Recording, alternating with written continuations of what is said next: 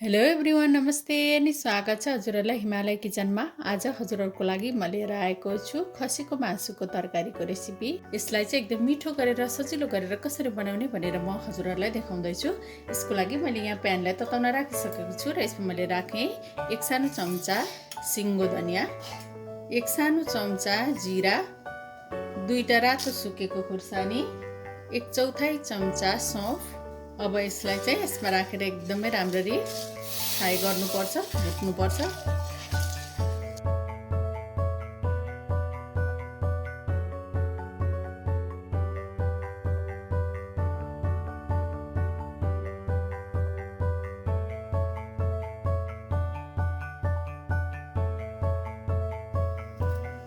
अब यो भुटिसकेको छ।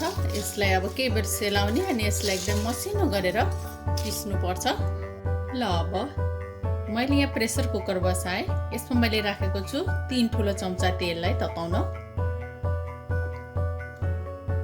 खसीको मासुको लागि चाहिँ तेल अलिकति राख्दा नै राम्रो हुन्छ।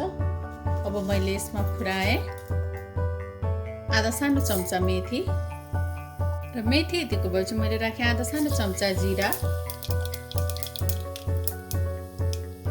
2टा दालचिनीलाई राखेँ, 2टा सुकमेललाई कुटेर राखेँ। मैले यसमा राखेँ एउटा ठुलो साइजको प्याज,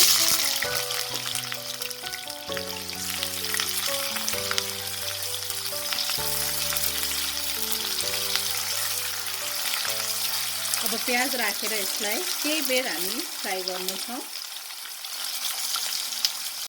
अब प्याज यतिको भएपछि मैले यसमा राखेँ आधा सानो चम्चा बेसार, 1 सानो चम्चा काश्मिरी रातो खुर्सानीको धुलो मिक्स गरिदिउँ। हजुरहरूले रातो धुलो खुर्सानी पनि यसमा राख्न सक्नुहुन्छ अथवा खुर्सानी पनि पड्काउन सक्नुहुन्छ यसमा। यति बेला पिरो धेरै बनाउन चाहनुहुन्छ भने।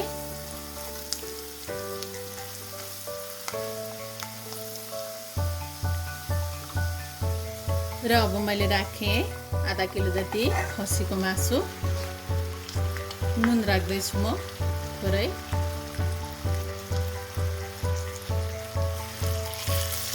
अब यसलाई चलाउँदै मजाले फ्राई गर्नुपर्छ केही बेर।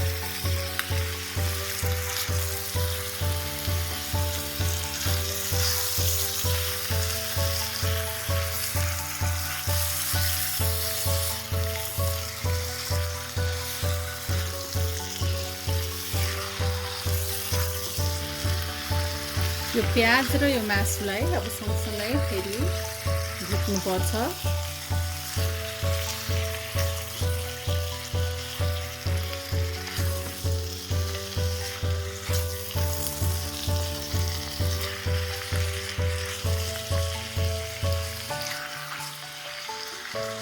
हिट चाहिँ मिडियम टु हाई हिटमा हामीले यसलाई भुट्नुपर्छ।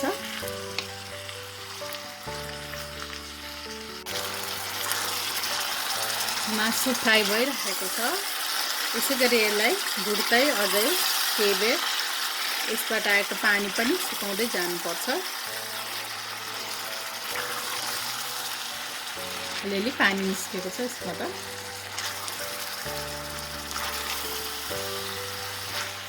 यसलाई नछोपिकन यतिकै भुट्नुपर्छ। हाम्रो मासु चाहिँ राम्ररी भुटिएको छ। पानी पनि सुकिसकेको छ।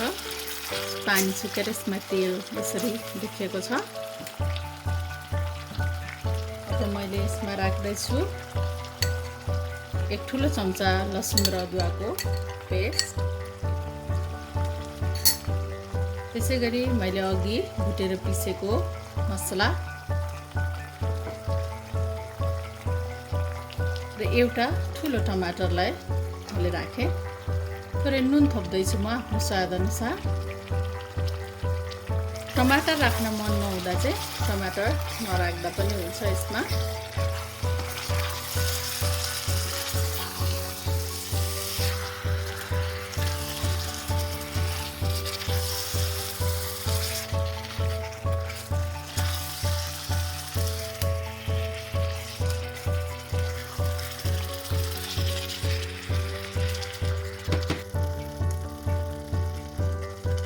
अब मैले यसमा राखेँ थोरै धनियाँको पत्ताहरू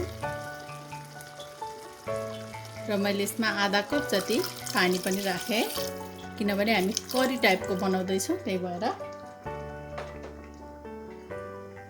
अब यसलाई मिक्स गरिदिउँ।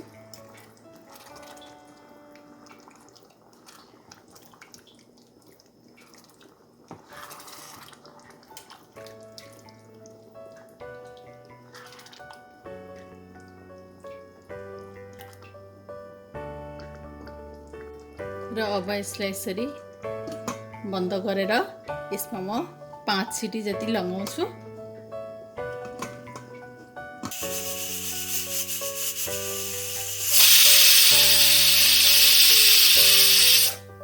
र 5 सिटी लागेपछि अब म स्टोभ पुरै बन्द गरेर यसको हावा सबै आफै जानको लागि छोडिदिन्छु र त्यसपछि मात्र म यसलाई खोल्नेछु।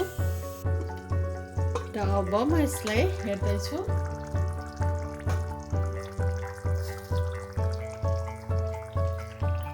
एकदमै मिठो देखिसकेको छ अघि नै।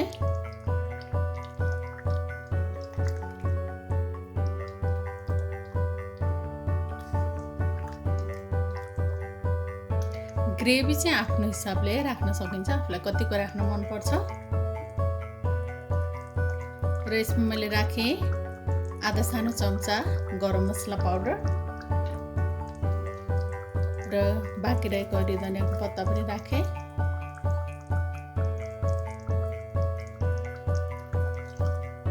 अब मिक्स गरिदिउँ र 1 मिनट जति यसलाई यतिकै पकाउँ।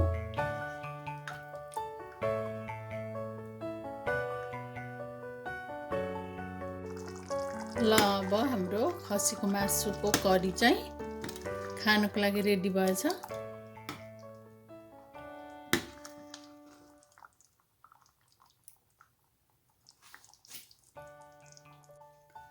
एकदमै मिठो खसीको मासुको तरकारी चाहिँ अब बनेर खानको लागि रेडी भएको छ।